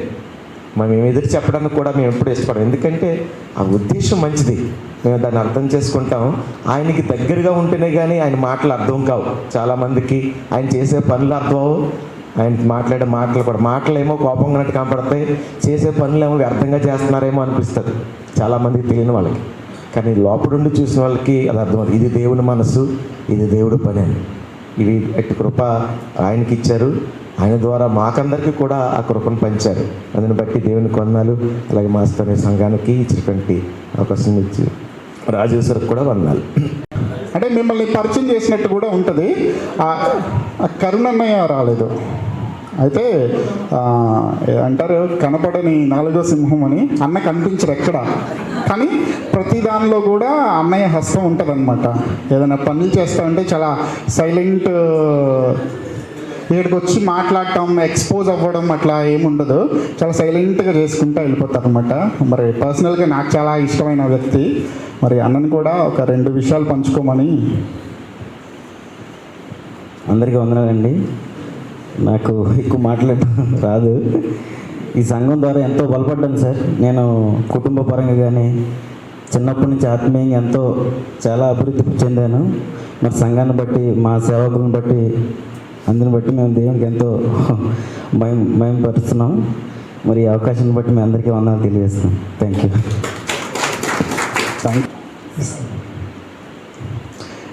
మంచి సలహాలు ఇస్తూ నన్ను ప్రోత్సహించాలని కోరుతున్నాను. ఈ మాట అయ్యగారు చెప్తే ఇంకా కోపం, ఈ మాట చెప్తే మరి కోపం. ఎందుకంటే ఏమంటారంటే, నేను ఎప్పుడు నిన్ను వద్దన్నాను, ఎప్పుడు నీకు చెప్పనన్నాను, ఎప్పుడు నన్ను అడిగితే నీకు చెప్పలేదు అనేటువంటి మాట అంటారు. ఆల్రెడీ ఒకసారి వచ్చింది కూడా. కాబట్టి అయ్యగారు ఎవరైనా సరే ఏ పరిస్థితుల్లో ఉన్నప్పటికీ బాధలో ఉండి వచ్చినా వారిని ఓదార్చి ధైర్యపరిచి ముందు కోపపడినా తర్వాత దాని వెనకాల అనేక రెట్లు ప్రేమను వారు చూపిస్తారు. కాబట్టి ఈ విషయంలో నేను లేటుగా తెలుసుకున్నాను. కానీ లేటుగా తెలుసుకున్నప్పటికీ ఇది మిగిలినటువంటి సేవా జీవితానికి, కుటుంబ జీవితానికి, వ్యక్తిగత జీవితానికి ఒక బలమైనటువంటి కవచంగా ఉండాలని నేను మనసారా కోరుతూ నేను ఈ మాటలను ముగిస్తున్నాను. వచ్చాం నా భార్య లేని పిల్లలు ఎక్కడికి వచ్చాం. ఒక 5-6 మాసాలు వచ్చాం. గట్టిగా వస్తే మేమిద్దరు ఇక్కడికి వచ్చేవాళ్ళం. ఆ పిల్లలిద్దరు రాజేష్ దగ్గరికి సండే స్కూల్కి వెళ్ళిపోయేవాళ్ళు. కింద ఇక్కడ పక్కన జరుగుతూ ఉండేది సండే స్కూల్. సరే, ఇట్లా వస్తున్న క్రమంలో రోజు బుధవారం ఏమైంది, అన్న లేడు. కొంతమంది స్త్రీలు ఉన్నారు, ఒకళ్ళిద్దరు పురుషులు ఉన్నారు, కొంతమంది పిల్లలు ఉన్నారు ఆ రేకుల షెడ్లో. బ్రదర్ మీరు వాక్యం చెబుతారా అన్నారు ఎవరో సిస్టర్. అది చెబుతానమ్మా అంటే, నాకు సేవకుని కాదు, అప్పుడే స్టార్టింగ్ ఆసక్తిని బట్టి చెబుతానమ్మా అంటే వాక్యం చెప్పాం మొత్తానికి. దేవుని స్తోత్రం. ఎప్పుడు 2005లో మొదటోడినే కానీ కడపటోడినే అయిపోయా. హల్లెలూయా. కడపటి వాళ్ళు మొదటి వాళ్ళు. సరే పర్లేదు. ఆ రోజు వాక్యం అయిపోయిందని అక్కడి నుంచి బయట నుంచి వచ్చారు. వచ్చి తమ్ముడు రా ఇంటికి తీసుకెళ్తా, నాకు బండి లేదు, ఇప్పటికీ లేదు బండి, ప్రార్థనాంశాల్లో రాస్తానమని. మరి మీరు అంతమంది చేస్తున్నారు. హల్లెలూయా. చూడండి, అన్న బండి మీద తీసుకెళ్ళి మా ఇంటి దగ్గర బాలకృష్ణ థియేటర్ ఆపోజిట్లో నన్ను డ్రాప్ చేసి ఇంట్లోకి వచ్చి చిన్న ప్రేయర్ చేసి వెళ్ళారు. నేను ఇప్పటికే ఇవన్నీ కూడా తలపోసుకుంటూనే ఉంటా. దేవుని నామానికి మహిమ కలుగును కాక. మంచిది. ఈ సమయంలో ఒక చక్కటి అభివృద్ధి చేసుకోవచ్చు అండి. నిజంగా ఇక్కడ ఎన్ని విషయాలు నేర్చుకుంటామంటే, ఒక సేవకుడు ఎలా ఉండాలి, సేవకుడు ఎలా ఉండాలో ఇక్కడే నేర్చుకుంటారు, ఎక్కడ చెప్పరు. మనకు వాక్యంలో మర్మాలు చెబుతారు, ఆత్మీయ సత్యాలు చెబుతారు, ఉజ్జీవ ప్రసంగాలు చేస్తారు. కానీ సేవకుడు ఎలా ఉండాలో ఇక్కడే నేర్పిస్తారు. చక్కగా ఆ విషయాలన్నీ నేర్చుకుందాం. భవిష్యత్తులో మంచి సేవ చేద్దాం, దేవునికి మహిమకరంగా జీవిద్దాం. అట్టి కృప పరిశుద్ధాత్మదేవుడు మనకందరికీ సహాయము చేయను గాక. దేవుని పరిశుద్ధ నామానికి స్తోత్రం కలుగును గాక. మరి మాసిడోనియా నాయకులందరికీ నా హృదయపూర్వక వందనములు. వారు ఎంతో ఉద్యోగ బాధ్యతలు ఎన్ని ఉన్నప్పటికీ ప్రతి మాసంలో కూడా ఒక గ్రంథాన్ని జాగ్రత్తగా వారు చదివి ఆ విషయాలన్నీ ఎన్నో మనకు నేర్పుతున్నారు. అందుని బట్టి వారికి నా హృదయపూర్వక వందనాలు తెలియపరుస్తున్నాను. నేను 2018 సంవత్సరం 4వ మాసంలో ఇక్కడికి వచ్చాను. మరి దైవజనులు అయినటువంటి సాల్మాన్ గారి దగ్గర రావటం జరిగింది. ఆ రోజు కుమార్ దాస్ గారు అనేటటువంటి దైవజనులు ప్రపంచ సువార్తీకరణ అనేటటువంటి అంశాన్ని నేర్పించారు. అంత మాత్రమే కాదు, దైవజనులు ఎన్నెన్నో విషయాలు మనకు నేర్పుతున్నారు. మరి పరిశుద్ధ బైబిల్ గ్రంథంలో ధర్మశాస్త్రం 5 పుస్తకాలు, చరిత్ర పుస్తకాలు 12 పుస్తకాల్లో ఇప్పటికీ 11వ పుస్తకం నెహెమీ అనేటటువంటి పుస్తకాన్ని ఈరోజు పరిచయం చేశారు. ఇంకా మనం నేర్చుకోవాల్సింది చివరిగా ఎస్తేరు గ్రంథం ఉంది, నెహెమీ గ్రంథం ఉంది. మరి ఎంతవరకు నా జీవితంలో ఒక సరైన క్రమం లేనప్పుడు 2018 సంవత్సరంలో నేను ఇక్కడికి వచ్చిన తర్వాత ఒక క్రమ పద్ధతి కలిగి జాగ్రత్తగా దేవుని వాక్యాన్ని, దేవుని యందు భయభక్తులు కలిగి ఎలా బోధించాలనేటటువంటి అంశాన్ని దాసుల ద్వారా నేను నేర్చుకున్నాను. కాబట్టి మాసిడోనియా సంఘం ద్వారా నేను ఎంతో మేలు పొందాను. ఆ పొందినటువంటి మేలును బట్టి మరి వారి కొరకు, వారి పరిచయం కొరకు ప్రార్థన చేస్తూ ప్రభుత్వం మనం ముందుకు సాగుతాం. ఇప్పుడు బ్రదర్ రాజేష్ అన్న గారు నేను చక్కగా పైసాతో సహా లెక్క చెప్తారండి. ప్లస్ వాళ్ళు త్యాగం చేస్తున్నారు. ఇదంతా ప్రతి పైసా మేము దేవునికి లెక్క చెప్పాలని చెప్పేసి సామాజిక సేవ, సేవకుల సేవ, ఆధ్యాత్మిక నాయకులను ప్రోత్సహించే దాని నిమిత్తమై మా వంతుగా మేము కృషి చేస్తామని భుజం కట్టి మనల్ని వారు ప్రేమిస్తున్నారు. ఇందాక చెప్పినట్లుగా వారు వచ్చేవాళ్ళు దేవుని సేవకులు. ప్రైజ్ ద లార్డ్, హల్లెలూయా. అది దేవుని సేవకులమంట. మన స్థాయి ఏంటి, వాళ్ళ స్థాయి ఏంటి ఒకసారి అంచేత మనం కొద్దిగా ఆలోచన చేసుకొని మరలా సేవకుని ప్రేమించడం అనేది మనకు ఎంత దీవెన. ఆయన అడుగు పెట్టడమే మనకు ఆశీర్వాదం ఉంది. కనుక రానున్న రోజుల్లో ఇంకా ఈ సహవాసం దేవుడు అంచెలంచెలుగా ఇంకా పైకెత్తి మనకు దీవెనకరంగాను, మనలాంటి వారికి వెనుకున్న తరానికి కూడాను మనకంటే ముందుగా ఈ మినిస్ట్రీ రానున్న రోజుల్లో అనేకులకు దీవెనకరంగా ఉండాలని ఆకాంక్షిస్తూ ప్రార్థిస్తూ ఈ నా చిన్న సందేశాన్ని లేకపోతే నాకు ఇచ్చిన అవకాశాన్ని ముగిస్తున్నాను. దేవుడు మనందరిని దీవించిన గాక. స్త్రీల నుంచి మీరు మాట్లాడవలసి ఉన్నది. సిద్ధపడి ముందుకు రండి మీరే, నేను పిలవకుండా. తరువాత స్త్రీల నుంచి మాట్లాడిన తర్వాత మరి క్రొత్తగా ప్రైజ్ లార్డ్, హల్లెలూయా. మొదటగా దైవసేవకులు సత్యనారాయణ గారికి వందనాలు. అలాగే కూడి వచ్చిన మీ అందరికీ నా హృదయపూర్వక వందనాలు. మరి నేను 2016 నుంచి ఈ మాసిదోనియా సంఘానికి ఆత్మీయ సేవకుల సదస్సుకి రావడం జరిగింది. అయితే వచ్చిన దగ్గర నుంచి నేను మంచి విషయాలు నేర్చుకున్నాను. మొదట క్రమాన్ని నేర్చుకున్నాను, తదుపరి సేవకుడు ఎలా ఉండాలో నేర్చుకున్నాను. అలాగే ఇక్కడ నేర్చుకుంటున్న మెసేజ్లు చక్కగా సంఘంలో చక్కగా బోధించడానికి, బయట ప్రాంతాలకు వెళ్ళినప్పుడు మరి బోధించడానికి నాకు ఎంతగానో చక్కగా ఉపయోగపడతా ఉన్నాయి. మరి మనం అందరం సేవకులు వస్తున్నాం, కూడుకుంటున్నాం, మరలా వెళ్ళిపోతున్నాం. కానీ నాకున్న వృత్తిరీత్యాన్ని బట్టి అంటే నేను సేవ చేస్తూ అలాగే కంప్యూటర్లు రిపేర్ చేస్తూ నేను వర్క్ చేసుకుంటూ పరిచర్య చేస్తున్నాను. నాకున్న వృత్తిరీత్యాన్ని బట్టి అన్నలతో, అయ్యగారు వాళ్ళ టీం అందరితో నాకు మంచి సహవాసం ఉంది. నేను ఒక మంచి విషయాన్ని ఏం చెప్పగలనంటే, టీం అంతా కలిసి చాలా చక్కగా వర్క్ చేస్తారనమాట. టీం వర్క్ అంటే ఇక్కడ చక్కగా నేర్చుకోవచ్చు. ఎందుకంటే వాళ్ళందరితో పాటు నేను కొన్ని రోజులు ట్రావెల్ చేశాను. ఎంత ఫ్రెండ్లీగా ఉంటారంటే సత్యనారాయణ గారు, అలాగే సువర్ణరాజ్ అన్న, రాజేష్ అన్న, తర్వాత జోసఫ్ గారు, తర్వాత రమణ గారు, వీళ్ళందరూ చాలా ఫ్రెండ్లీగా ఉంటారు. కూర్చొని చక్కగా మాట్లాడుకుంటూ ఉంటారు. అన్ని విషయాలు మరి కలిసి ఆలోచన చేస్తూ ఉంటారు. ఇంకోటి ఏంటంటే అంటే అంతరంగికంగా కూడా కొంత వాళ్ళ గురించి తెలుసు. రాజేష్ బ్రదర్తో నాకు మంచి స్నేహం ఉంది.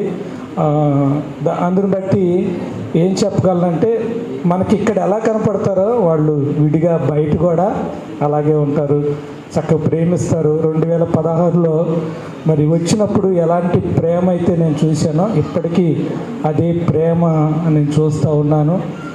ఎక్కడ కూడా అమర్యాదగా ప్రవర్తించరు. కాబట్టి చక్కగా సేవకుల్ని పురుగొల్పండి, తీసుకురండి. చక్కని విషయాలు నేర్చుకుంటారు, మంచి విషయాలు నేర్చుకుంటారు. యవనస్తులమైన మేము చక్కగా బలపడుతున్నాం. చాలామంది నాలాంటి యవనస్తులు ఉన్నారు, బలపడుతూ ఉన్నారు. కాబట్టి మంచి విషయాలు మనం నేర్చుకోవచ్చు. అలాగే చక్కగా మన సంఘాలని కట్టుకోవచ్చు, ఆధ్యాత్మికంగా ముందుకి మనం వెళ్ళొచ్చు. అలాగే మరి అయ్యగారి విషయంలో కూడా ప్రతి సేవకుని ప్రేమిస్తారు, అలాగే నన్ను కూడా చక్కగా ప్రేమిస్తారు. నేను చేస్తున్న వర్క్. తర్వాత ఆయన ఒక బొమ్మలు చూపించారు అనమాట. అవేంటంటే బైబిల్ని ఏ విధంగా చూడాలి, మనం ఒకవైపు చూడడం కాదు రెండు వైపులు చూడాలని. మదర్ తెరిసా బొమ్మ నాకు కనిపించేది, అటుపక్క తిరిగి ఉన్న అమ్మాయి కనిపించేది కాదు. తర్వాత కొంతమందికి అమ్మాయి కనిపించేది, ఆ యొక్క మదర్ తెరిసా కనిపించేవారు కాదు. చాలా తీక్షణంగా చూడమని చెప్పిన తర్వాత రెండు కనిపించినప్పుడు బైబిల్ని రెండు విధాలుగా చూడాలని చెప్పి అదొకటి బాగా నాకు అర్థమైంది. తర్వాత ఒక చెట్టుని చూపించారు ఆయన. ఒక చెట్టుని వేస్తే దాంట్లో దేశ నాయకులు అందరి ఫోటోలు ఉన్నాయి. వాళ్ళకైతే 2 కనిపించాయి, వాళ్ళకైతే 3 కనిపించాయి, ఒక 4 కనిపించాయి, ఒక 10 కనిపించాయి. ఎక్కడున్నాయి అన్నీ చూస్తే చాలా జాగ్రత్తగా చూస్తే అవి కానీ తెలిసేది కాదు. ఇప్పటికీ వాటిని ఆనాడు ఇచ్చిన ఆ యొక్క బ్లాక్ అండ్ వైట్ ఆ పిక్చర్స్ నా దగ్గర ఉన్నాయి. నేను అప్పుడప్పుడు తీసి వాటిని చూసుకుంటూ ఆ జ్ఞాపకం చేసుకుంటాను అనమాట. తర్వాత మళ్ళీ నేను రాలేదు. తర్వాత మా దగ్గర కూర్చొని ఇప్పుడు మా దగ్గరికి వస్తే మాట్లాడడం, ఏదైనా ప్రేయర్ ఉంటే మాట్లాడడం జరిగేది. తర్వాత 2015లో చివరి మొదటి 2 నేను మీటింగ్ రాలేదు. మరి 3 మీటింగ్ కాడి నుంచి నేను అటెండ్ అయ్యాను ఈ యొక్క సేవకుల సదస్సుకి. అప్పుడు మరి సేవకులు చక్కని మాటలు మాకు బోధించారు. మరి ఆ మాటలు ఒకటని చెప్పలేం కానీ ప్రతిదీ కూడా చాలా ప్రాముఖ్యం. తర్వాత క్రమశిక్షణ చాలా ప్రాముఖ్యం. ఇక్కడ నేర్చుకున్న ప్రతి మాట సంపంగి శ్రీనివాస్ గారు కుటుంబం కోసం చెప్పారు. ఆ చెప్పిన మాట ఇప్పటికి నాకు గుర్తే. తర్వాత మన రమణ గారు ఒక అత్తగారి కోసం చెప్తూ పర్సనాలిటీ డెవలప్మెంట్ ఉన్న సబ్జెక్ట్లో మొదట మనం ప్రేమించాలి, తర్వాత మనం ప్రేమనే పొందుకుంటాం అనేసి చెప్పడం జరిగింది. అలాగే ఒక్కరు కాదు కానీ ప్రతి ఒక్కరు కూడా ఒక్కొక్క విధంగా మాట్లాడుకుంటూ వస్తూ ఉండేవారు. ఆ ప్రతి మాట ప్రతిసారి మేము నేర్చుకోవడము, మా సేవా జీవితంలో దాన్ని అవలంబించడము, మరి అనేక మందికి మేము నేర్పించడం కూడా జరుగుతూ ఉంది. మరి ఈ క్రమంలో మేము ఇక్కడికి ఆహ్వానించబడడం చాలా సంతోషం. ప్రతి నెల మేము అక్కడి నుంచి రావడం చాలా ఇబ్బంది అనిపించేది. మన అన్నారు ఈరోజు మీటింగ్ ఉందంటే నేను విజయవాడ వెళ్ళాలన్నాను. ఇవాళ మానేచ్చు కదా అంటే లేదు, మా అన్నకు నాకు కొంచెం గొప్పదన్నాడు, మనసు నాకు గొప్పద, ఖచ్చితంగా మీటింగ్ కాడికి వెళ్ళి అత్యవసరం అనుకుంటేనే తప్ప కానీ సర్వసాధారణంగా మానేయడానికి ఇష్టపడడం లేదు. మరి అక్కడి నుంచి 4 సేవకులు వస్తూ ఉన్నాం. కానీ ఈ పరిచర్య ద్వారా నేర్చుకున్నారంటే క్రమశిక్షణ, బైబిల్ని ఏ విధంగా చదవాలి, మరి సమయం ఎలాగ పాటించాలి, చాలా క్రమంగా పాటించాలనేసి అని చెప్పడం జరిగింది. ఆ మాటలు ప్రతిదీ కూడా ఇప్పటికీ నేను ఎంతగానో మరి నేర్చుకుని నా సేవా జీవితంలో మరి ముందుకు వెళ్ళడానికి దేవుడు ఎంతగానో సహాయం చేస్తూ ఉన్నారు. మరి మమ్మల్ని ఎంతగా ప్రోత్సహిస్తూ ప్రతిసారి వస్తున్నప్పుడు భారం అనుకోకుండా మా కోసం చక్కగా రాత్రి మేము వచ్చిన 1 గంట అవుతుందండి, ఆ సమయాన్ని కూడా వేడివేడి భోజనం మరి కింద ఉన్న సిస్టర్స్ అందరూ కూడా సిద్ధం చేస్తూ ఉన్నారు. వంటలకు అందరికీ నా ప్రత్యేకంగా అందరం మరొకసారి మరి తెలియజేస్తూ ఉన్నాను. మరి రాగానే మా కోసం మరి చక్కగా హృదయపూర్వకమైన వందనాలు తెలియపరుస్తున్నా. 2016లో ఇక్కడ రావటం జరిగింది సాల్మన్ గారి ద్వారా. అప్పుడు వాస్తవంగా మీ సేవ అనే భావంతో వస్తున్నా కానీ ముసుగులో ఉన్నా, సేవకుడినే అని చెప్పుకున్నా కానీ కళ్ళకు గంతలు కట్టుకొని ఉన్నట్టుగా నా జీవితాన్ని తేటతెల్లగా ఇక్కడ నాకు అర్థమైపోయింది. పాస్టర్లమ్మ తిరిగి పాస్టర్ అని పిలిపించుకున్న కానీ సంఘం లేదు. దేవుని సేవకులు సాల్మన్ గారు ఇక్కడ పరిచయం చేయటం ద్వారా దైవ సేవకులు సత్యనారాయణ గారు వాక్యం చెబుతున్నప్పుడు ఆ వాక్యాన్ని రాసుకొని ఆ వాక్యం చేత పొదునుబడి వ్యక్తిగత సువార్త చేయడానికి, గృహాలు తెరిచి ప్రార్థన చేయడానికి, అలాగా ఈ గత 2016 నుంచి 4 సంవత్సరాలు కంటిన్యూ వచ్చాం. ఇక్కడ నేర్చుకున్న వాక్యము, ఆ వాక్యాన్ని తగ్గిన జీవితం ఉంటే సంఘం కట్టబడదన్న సంగతి ఇక్కడున్న మీ అందరికంటే కూడా నేనే సాదృశ్యం. ఒకప్పుడు సంఘం లేదు. ఈ మాసేదోనే సంఘానికి రావటం ద్వారా ఈరోజు సేవ చేస్తూ 3 ప్రాంతాల్లో సేవ చేసి సంఘాలు కట్టడానికి దేవుడు కృప చూపాడు. దేవుని బిడ్డలారా, దైవ సేవకులారా, హృదయపూర్వకం చెబుతున్నాను, ఇది ఒక ధననిధి. ఏ ధననిధి అంటే డబ్బు ధననిధి కాదు, శక్తి కలిగిన వాక్యాన్ని నేర్చుకునే ధననిధి.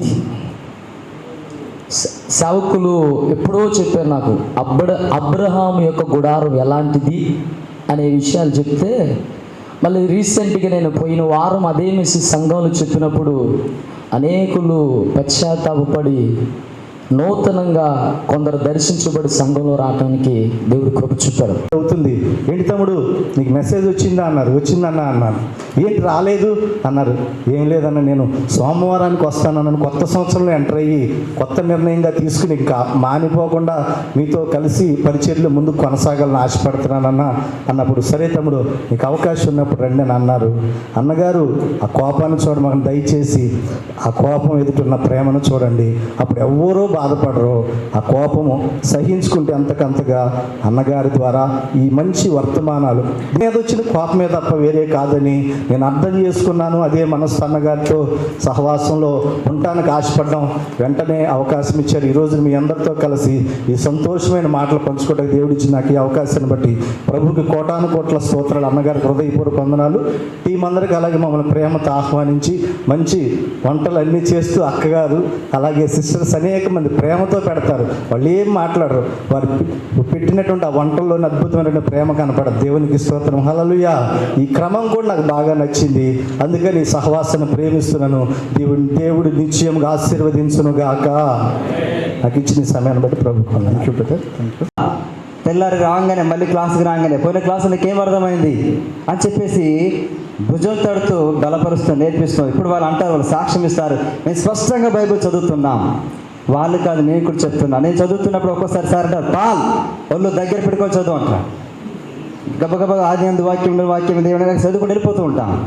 సార్ చెప్పిన తర్వాత అసలు ఆది అంటే ఏంటి, ఈ వాక్యం ఎక్కడుంది, అప్పుడు దేవుడు ఎక్కడున్నాడు, ఒక్కొక్క మాటను చదువుతుంటే ఇప్పుడు చాలా స్పష్టంగా బైబిల్ చదువుతాం, వాక్యాన్ని స్పష్టంగా నేర్చుకుంటాం.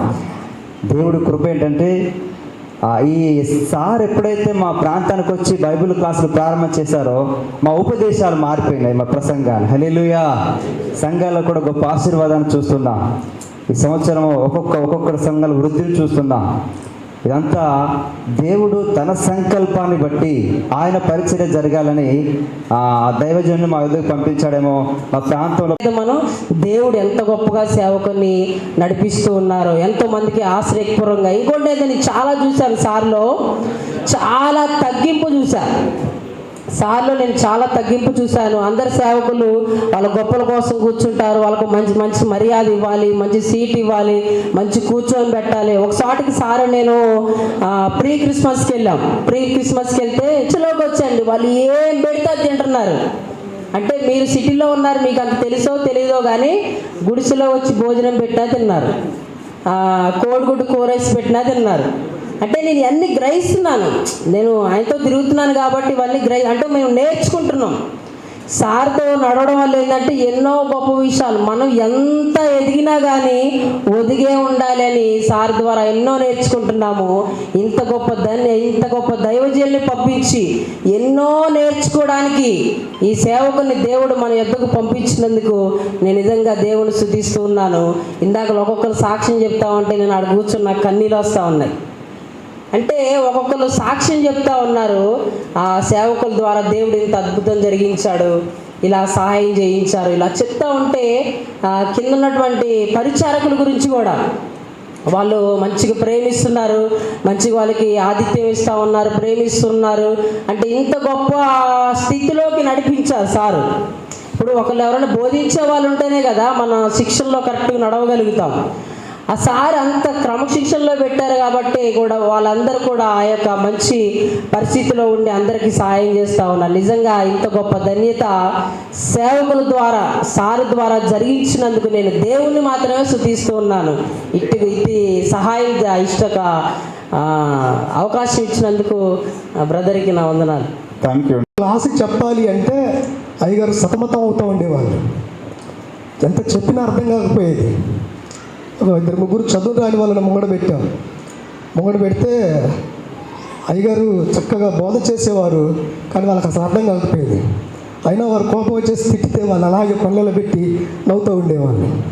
ఇలాగూ ఎలా చెప్తే అర్థమైద్దా అని, ఎలా చెప్తే అర్థం చేసుకుంటారా అని వారికి దైవజనులు సతమతం అవుతూ అర్థమయ్యే రీతిలో చెప్పగలిగేవారు. దేవునికి స్తోత్రం. అర్థమయ్యే రీతిలో చెప్పడానికి ప్రయత్నం చేసి అర్థం ఎలా చెప్తే వీళ్ళకి అర్థమవుతుందో అని అలా మాకు అర్థమయ్యే రీతిలో చెప్తూ ఈరోజు మంచి సేవ చేయడానికి, సంఘాల్లో ఎలా బోధ చేయాలో అర్థం కాని పరిస్థితుల్లో ఉన్న మా జీవితాల్లో ఈరోజు మా సంఘాలను కట్టుకోవడానికి, ఒక మంచి మెసేజ్ చెప్పుకోవడానికి, మరి ఎలాగ ఉండాలో, ఎలాగ మాట్లాడాలో, ఎలాగ నడుచుకోవాలో, ఎలాగ పరిచర్యలు చేయగలగాలో, మరి ఈ విధానాలన్నీ కూడా మరి దైవజనుల నుంచి నేను నేర్చుకోవడం జరిగింది. నాకు బ్రదర్ అన్నాడు, నాకు ఒక 1000 మంది సేవకులు తెలుసు, ఒక 100 మంది సేవకులు తెలుసు, కానీ నేను ఎక్కడ కూడా ఇటువంటి క్రమాలు చూడలేదు. వాస్తవం అండి. చాలామంది సేవకుల్ని ఆ దగ్గరికి వెళ్ళాం, పరిచయాలు ఉన్నాయి, కానీ ఇలా చెప్పి కండిషన్గా చెప్పగలిగి, క్రమంగా చెప్పగలిగి, ఉన్నట్లుగా బోధ చేయగలిగిన దైవజనులు మరి ఆత్మీయ నాయకులు సత్యనారాయణ గారిని ప్రోగ్రామ్ మనం చేస్తున్నాను. ఇంకా వారి గురించి చెప్పాలి అంటే ఇంకా నా జీవితంలో మేము జనవరి క్రిస్మస్లో ముందే ఇట్లాంటి కూడికను ఏర్పాటు చేసుకొని సేవకుల సదస్సులో మరి దైవజనుల గురించి అక్కడ చెప్పడం కూడా జరిగింది. వాస్తవానికి ఒక మంచి దైవజనులను దేవాదేవుడు మా కొరకు ఏర్పాటు చేశాడని, మనందరి కొరకు ఏర్పాటు చేశాడని పేరట నమ్ముచున్నాను. నిజంగా వారిని ఇంకా దేవుడు బలంగా వాడుకొని అనేక మంది సేవకులకు ఆశీర్వాదకరంగా దైవజనులాగా మనందరూ ప్రార్థించేద్దాం. హల్లెలూయా. దేవుని పరిశుద్ధ నామమునకు స్తోత్రములు. మరి కూడి వచ్చిన దైవజనులందరికీ వందనాలు. సత్యనారాయణ సార్ ఏ గారికి వందనాలు. మాది తెలంగాణ ప్రాంతం. ఇందాక రాజరత్నమయ్య గారు కూడా తెలియపరిచారు. మాదందరిది ఒకే ఏరియాగా ఉంటుంది. అయితే మేము ఎక్కువ అడవి ప్రాంతాల్లో మేము సేవ చేస్తుంటాము. రాజరత్నమయ్య గారు చెప్పినట్టుగా మరి అంటే చదువు ఎక్కువ లేదు మాలో, చాలా తక్కువ చదువుతో ఏదో బైబిల్ చదువుతున్నామంటే చదువుతున్నాం, చెబుతున్నాం, ఆ రకంగా ఉండేది, నడిపిస్తున్నాము ఆ విధంగా. అయితే ఇక్కడ గొప్ప విషయం ఏంటంటే మరి మా తెలంగాణ విషయం గురించి దేవుడు పట్టించుకొని సత్యనారాయణ సారు వారిని మా ఏరియాకు పంపించారు చూడండి, అది దేవుని గొప్పతనం. హల్లెలూయా. మేము అనుకుంటున్నాము అసలు మా కోసమే సారు వారు అక్కడికి వచ్చారేమో ఆ పని నిమిత్తము అన్నట్టుగా మేము అనుకుంటున్నాము. కానీ ఇప్పుడు అక్కడ ప్రారంభం చేసి 2020లో ప్రారంభం చేశాడు. ఒక 5-6గురితో మేము అక్కడ కూడుకుంటూ ఉండేది. ఇప్పుడు ఈ రోజుకి ఒక 20 మందిగా అక్కడ కూడుకుంటున్నాం ప్రతి నెల. మరి తెలంగాణ మాసిదోనియా సేవకుల సదస్సులో మేము కూడుకుంటున్నాము. మాకు కొన్ని క్రమం పద్ధతులు కూడా అయ్యగారు మాకు నేర్పించారు. ఇందాక అయ్యగారు చెప్పినట్టుగా మనము భోజనం చేసే విషయం అయితేనేమి, మరి మాట్లాడే విషయం అయితేనేమి, బైబిల్ చదివే విషయము, మరి పాట పాడే అన్ని క్రమము ఎంతో క్రమంగా మాకు నేర్పించి మా పట్ల శ్రద్ధ కలిగి మాకు నేర్పిస్తున్నారు. అలాగే మరి ఇందాక అయ్యగారు చెప్పినట్టుగా ప్రతి సేవకుడు ఒక 100 రూపాయలు జమ చేసి మనము అక్కడ ఉంచితే బాగుంటుంది నిధిలో అనేసి కూడా మాకు నేర్పించారు. అంతకుముందు మాకు తెలియదు అసలు ఈ విషయాలు చెప్పిన వారు మాకెవరు లేరు అక్కడ. అసలు అయ్యగారు వచ్చిన తర్వాతనే మేము ఇవన్నీ కూడా నేర్చుకుంటున్నాము, మీ మధ్య కూడా పాటిస్తున్నాము. ఈ గత 2 సంవత్సరముల నుండి ఈ రోజుకు మరి మా యొక్క ఈ సంఘములో, మాసిదోనియా సంఘంలో 10,000 ఇప్పుడు ఉన్నవి. అవి మా సంఘంలోనైతే ఉన్నవి. మరి అయ్యగారి ప్రోత్సాహం మేరకు ఎవరైనా కష్టంలో ఉన్నవారికి అయ్యగారి అనుమతి మేరకు ఏదైనా చిన్న సహాయం కూడా అందులో నుండే చేస్తున్నాము. మరి చక్కటి దైవజనుడిని మా ఏరియాకు పంపినందుకు దేవునికి వందనాలు. మరి మా గురించి ఎంతో శ్రద్ధ తీసుకొని మమ్మల్ని ఇట్లా ముందుకు నడిపిస్తున్నందుకు అయ్యగారికి వందనాలు చెల్లిస్తూ మీ అందరికీ వాక్యం చదవడం సార్ ముందట చాలా నేను స్పష్టంగానే నేర్చుకున్నా. వాక్యం ద్వారా బలపరచబడ్డా. ముఖ్యంగా సారు వాక్యం మాకు అక్కడ చెప్తుంటే, సారు కొంతమంది ఉద్యోగాలుండి ఉద్యోగమే చూసుకోవాలి, అసలు ఇక ఇంటి దగ్గర ఉండిపోవాలి. కానీ సారు మా కోసం అయితే ఉద్యోగం చేస్తూ ఆయన మా కోసం ఇంకా ఆత్మ విషయమై ధన్యులు. ఆ విధంగా ఆత్మలో మనం నడవాలనే దాని గురించి మాకు బోధిస్తూ ఉంటున్నాడు. చాలా బలపరుస్తున్నాం. మేము ఇక్కడ ఉన్న సేవకులందరూ కూడా సార్ ద్వారా అనేక అంటే కొంతమంది చదువుడు వస్తుంది, అలాంటి సమయంలో కూడా వారికి బోధిస్తూ మమ్మల్ని ముందుకు సాగిస్తున్నాడు సారు. అందుని బట్టి వందనాలు చెల్లిస్తున్నాం సార్కు. వందనాలు. అలాగనే మాసిదోనియా నాయకులకు, అలాగనే వారి బృందానికి, అందరికీ కూడి ఉన్నటువంటి సాటి సేవకులందరికీ కూడా వందనాలు. నిజం మనం చాలా అదృష్టవంతులండి. ఎందుకంటే ఈ రోజుల్లో ఇంత బాధ్యత తీసుకుని సేవకుల విషయంలో ఇంత కేర్ తీసుకుని ఇంత చక్కని థియాలజీ అదంతా అనుభవాలు మనం నేర్పించేటువంటి నాయకులు ఎవరూ లేరు. ఏదో తాత్కాలికంగా బయట ఏదో 4 మాటలు చెప్పి వెళ్ళిపోవడం తప్ప ఎవరైనా మీటింగ్ పెట్టినా ఇక్కడ యాక్చువల్గా పొగడం కాదు, ఉన్న వాస్తవాలు చాలా కేర్ తీసుకుని ఎవ్రీ మంత్ కూడా మన సేవకుల విషయంలో మంచి తర్ఫీదిస్తూ ఉంటున్నారు. ఇంకా వారికి నిండా వందనాలు, మంచి ఆరోగ్యాలతో దేవుడు దీవించి ఆశీర్వదించును గాక. సేవకులందరికీ వందనాలు చెప్పి సాక్ష్యం ఏంటంటే, ఇక్కడ సత్యనారాయణ పాస్టమ్మ గారు నాకు పరిచయం చేసింది. ఆ పరిచయం చేసిన కాడ నుంచి దగ్గర 7 సంవత్సరాల మట్టి నేను వస్తూనే ఉన్నాను. కొంతకాలం అసలు పాస్టర్ గారు ఎవరో పాస్టమ్మ గారు ఎవరో నేను గమనించలేదు. కుటుంబం పరంగా కొంత కొల్లిపోయి అంత గమనికలేక వాక్యం తపనమేనే ఉండేదాన్ని. ఆ ప్లేట్లు కడుక్కోవటం, గ్లాసులు కడుక్కోవటం, అందరూ పాస్టర్లు వెళ్ళి అనుకున్నాను. తర్వాత చూసాకు అమ్మ పలానా ఆయన గారమ్మ పాస్టర్ గారని జోసెఫ్ పాస్టర్ ఒక కొడుకులాగా నన్ను ఆదరిస్తూ ఉంటాడు. తర్వాత పాస్టర్ గారు అయినప్పుడు దగ్గరికి పోయి వందనాలు అయ్యగారు అని చెప్పటం అలా పరిచయం అయింది. తర్వాత ఇక్కడికి వచ్చిన తర్వాత నేను నేర్చుకున్న క్రమశిక్షణ ఎలా ఉండాలి. శనివారం అంతా నేను అయితే 2017 సంవత్సరంలో మాసిదోనియా పాస్టర్ గారు అయినటువంటి సత్యనారాయణ గారు అలాగే ఇంకొంతమంది కరపత్రాలు పంచడానికి వచ్చారు మేనవోలు. అప్పటి వరకు మాకు తెలియదు ఆయన. అయితే అన్నిల మధ్యలో చర్చి ఉంది, వీళ్ళని కలుసుకుందామని వచ్చారు మా దగ్గరికి. వచ్చి మాకు కూడా కరపత్రం ఇచ్చారు, వాటర్ తాగేసి వచ్చారు. సంవత్సరం గడిచిపోయిందండి. ఆయన ఇచ్చిన కరపత్రాలు మా దగ్గర ఉన్నాయి. అయితే ఒక రోజున కరపత్రాలు చదువుతూ బైబిల్లో పెట్టుకున్నాను. కరపత్రం చదువుతూ పాస్టర్ గారి ఫోన్ నెంబర్ ఉంది. అయ్యో ఎంతో చక్కగా భారంతో సువార్త పరిచర్య చేస్తూ మన దగ్గరికి వచ్చారు, పలకరించి వెళ్ళారు. ఈ పాస్టర్ గారికి ఒకసారి ఫోన్ చేసి మాట్లాడాలని నా భర్త ఫోన్ చేశారండి. ఫోన్ చేసి పాస్టర్ గారితో మాట్లాడినప్పుడు ఆయన ఏం చెప్పారంటే, అయ్యా మీరు ఫోన్ చేసి మమ్మల్ని పలకరించినందుకు చాలా సంతోషం. అయితే మా దగ్గర సేవకుల సదస్సు జరుగుతుంది, మీరు కూడా ఒకసారి వస్తే బాగుంటుందండి, ఒకసారి వచ్చేళ్ళండి అన్నారు. దేవుని నామానికి స్తోత్రాలు. మీ అందరికి నా వందనాలు, అయ్యగారికి వందనాలు. మరి మా పాస్టర్ గారు ఇక్కడికి వస్తూ ఉండేవారు. మరి యువరాజు పాస్టర్ గారు ఇక్కడ పరిచయం చేశారు, మా ఇంటికి వచ్చి చెప్పారు ఇక్కడ బాగుంటుంది, మరి ఎంతగానో ఆదరిస్తారు, మరి వాక్యాలు కూడా బాగుంటాయి, చెప్పిన వాక్యాలన్నీ కూడా మరి ఒక పేపర్ మీద ఇస్తారు, లాస్ట్కి అవి చదువుకోవచ్చు, సంఘంలో కూడా చెప్పుకోవచ్చు అని చెప్పారు. చెప్పినప్పుడు ఇక్కడికి వస్తున్నారు. ఇక్కడికి వచ్చి వస్తూ ఇక్కడ ఇలా చెప్పారు అని చెప్తూ ఉండేవాళ్ళు. భోజనం కూడా మంచి భోజనం పెట్టారని రూపంలో మీకు ఇచ్చినట్లయితే అది చూస్తున్నప్పుడల్లా ఇక్కడ అనుభవాలు, ఈ అనుభూతులు మీకు జ్ఞాపకం రావాలి. మంచిది. ఈ సమయంలో ఒక మాట చదువుకుని మనం ఒక 4 మాటలు ధ్యానం చేసి మనం ముగించుకుందాం. గలతీయులకు రాసినటువంటి పత్రిక 4వ అధ్యాయం 19వ వచనంలో ఒక మాట చెప్పుకుని మనం ముగించుకుందాం. నా పిల్లలారా, క్రీస్తు స్వరూపము మీ యందు ఏర్పడు వరకు మీ విషయమై మరలా నాకు ప్రసవ వేదన కలుగుచున్నది. అవును, పౌలు చెప్తా ఉన్నాడు గలతీ సంఘానికి. ఏమని చెప్తా ఉన్నాడంటే, నా పిల్లలారా, ఆరోగ్యంగా ఉండాలంటే ఎక్సర్సైజ్ చేయాలి.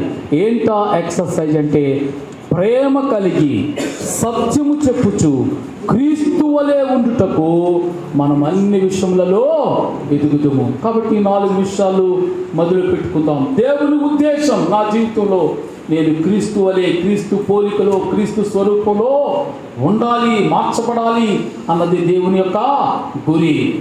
దానికి ఇచ్చినటువంటి దైవ కేంద్రం సంఘం, దానికి ఇచ్చినటువంటి దైవ ప్రమాణాలు బైబిల్ గ్రంథం, దేవుడు ఇచ్చినటువంటి దైవ సాధకం ప్రేమ కలిగి సత్యం చెప్పుచు అన్ని విషయాల్లో మనము ఎదగాలి. కాబట్టి దేవుడు మరి ఆయన ఉద్దేశాన్ని నెరవేర్చుకోవడానికి ఆయన కేంద్రాన్ని ఇచ్చాడు, దానికి తగినటువంటి సిలబస్ ఇచ్చాడు, అలాగే మనం చేయవలసినటువంటి ఎక్సర్సైజ్ కూడా ఇచ్చాడు. వీటిని మనం పాటిస్తూ చక్కగా ఈ క్రమంలో నడుస్తూ క్రీస్తు స్వరూపం, అందుకనే పౌలు ఏమంటున్నాడు, క్రీస్తు యొక్క ఏమన్నాడు, గలతీ 4:19, నా పిల్లలారా, క్రీస్తు స్వరూపము మీ యందు ఏర్పడి వరకు మీ విషయమై మరలా నాకు ప్రసవేదన కలుగుతుంది.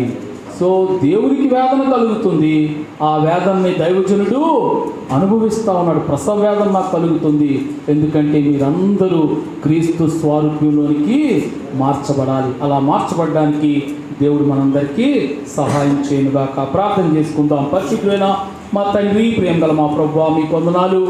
మీ ఉద్దేశాన్ని బట్టి నాయనా, మీ సంకల్పాన్ని బట్టి మీకు వందనాలు చెల్లిస్తున్నాం. మేమందరము ప్రభువా క్రీస్తు పోలికలోనికి, క్రీస్తు స్వారూప్యంలోనికి మార్చబడాలి అన్నది మీ ఉద్దేశం ప్రభువా. ఆ ఉద్దేశాన్ని నెరవేర్చడానికి మీరు ఏర్పరిచినటువంటి కేంద్రము సంఘం ప్రభువా. మీ స్వరక్తం ఇచ్చి సంపాదించారు ప్రభువా సంఘాన్ని.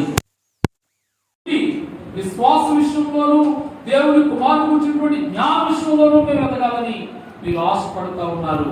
ఇదిగో తండ్రి, మీరు మాకు ఇచ్చినటువంటి ఆ సిలబస్, ఆ ప్రమాణాలు, ఆయన దైవ వాక్యం అనుదినము ప్రభువా ఈ వాక్యాన్ని చదువుకుంటూ దాని చేత పురికొల్పబడి పోషింపబడి ఆత్మీయంగా నాయన మేలు పొందడానికి సహాయం చేయండి. అలాగే ప్రభువా మేము చేయవలసినటువంటి సాధకం ఎక్సర్సైజ్ ప్రేమ కలిగి సత్యము చెప్పుచు క్రీస్తు వలె ఉండుటకు మనం అన్ని విషయంలో ఎదుగుదాము. అవును ప్రభువా, అంతిమముగా నాయన మీ వలె మేము ఉండాలి అన్నది దేవుని ఉద్దేశం. ఆ రీతిగా మేము ఉండాలంటే మేము చేయవలసినటువంటి ఎక్సర్సైజ్ ప్రేమ కలిగి సత్యం చెప్పుచూ జీవించడానికి సహాయం చేయమని ప్రభు జీవించమని ప్రభు ప్రార్థన చేస్తున్నాం. మా ప్రియులందరినీ బట్టి నీకు వందనాలు ప్రభా. ఇదిగోనైనా మరి తెలంగాణ ప్రాంతాల నుంచి అలాగే ఇప్పుడున్నటువంటి వేరు వేరు ప్రాంతాల నుంచి మీ దాసులు ప్రభా నిన్ను ప్రేమించి ప్రభా, మీ వాక్యాన్ని ప్రేమించి ప్రభా, మీరు ఇచ్చినటువంటి సహవాసాన్ని ప్రేమించి వారు ఎంతో భారంగా వచ్చారు. మీ తండ్రి దినం అంతా ఇక్కడ గడిపాం ప్రభా. ఈ అనుభవాలతో నైనా ఈ జ్ఞాపకాలతో తిరిగి వారి గృహాలకు వెళ్ళడానికి సహాయం చేయండి. మరలా మేము తిరిగి కలుసుకుని పర్యంతం కూడా మీ సన్నిధి మీ కాపుదల మా చుట్టూ ఉంచమని, మహిం పొందమని, గంట పొందమని పీచండి.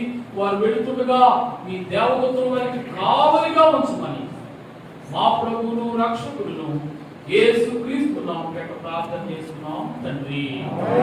ఆమేన్, ఆమేన్. మన తండ్రి అయిన దేవుని ప్రేమ, మన ప్రభువైన యేసుక్రీస్తు వారి కృప, పరిశుద్ధాత్మ దేవుని యొక్క సన్నిధి సహవాసం ఇప్పుడు ఎల్లప్పుడు మనందరికీ సదాకాలము తోడుగా ఉండుగాక. ఆమేన్, ఆమేన్. యేసు రక్తమే జయం, యేసు రక్తమే జయం. యేసు నామానికి సంపూర్ణ విజయం కలుగుగాక. ఆమేన్, ఆమేన్, ఆమేన్. Praise lord.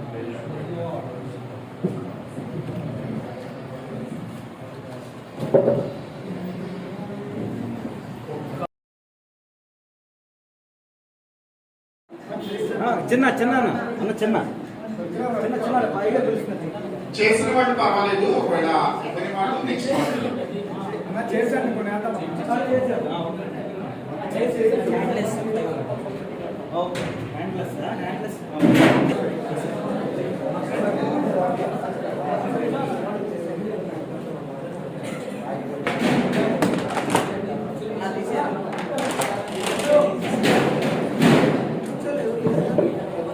ఓకేనా?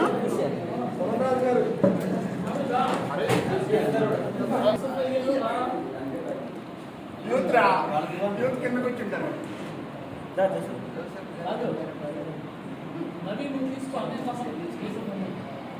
వస్తావు 2 నిమిషాలు. బాయ్.